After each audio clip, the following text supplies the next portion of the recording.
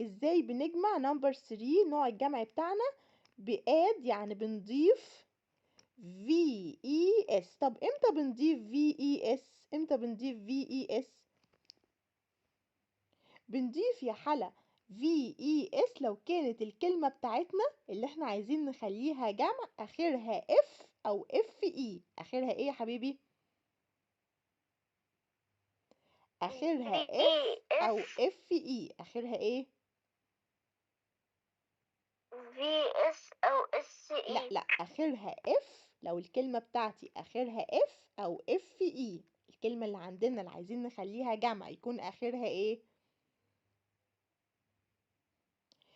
F S او أو E F او FE. أو FE. بنعمل ايه بقى لما يكون الكلمة اخرها F او FE؟ بنحذفهم، بنمشيهم. يلا باي باي للإف وباي باي للFE، وبنحط مكانهم مين؟ بنحط مكانهم VES. بنحط مكانهم مين؟ VES. يبقى الكلمة بتاعتنا اللي عايزين نخليها برولر جمع لما يكون آخرها F أو FE بنحذفهم، بنمشيهم، ونحط مكانهم VES. بنحط مكانهم ايه؟ VES. VES. طيب يلا نجرب بقى نشوف اكسرسايز على الكلام ده.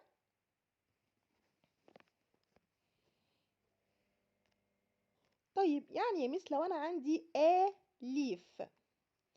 leaf يعني ورقة شجر واحدة. leaf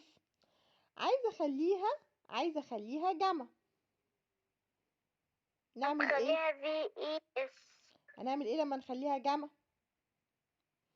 هنحذف ال هتخليها A ونحذف ال F ونحط VES. لازم نحذفهم، لازم نحذف ال F وال FE. لازم نمشيهم. نمشي مين؟ ال F وال FE. لازم نعمل ايه يا حلا؟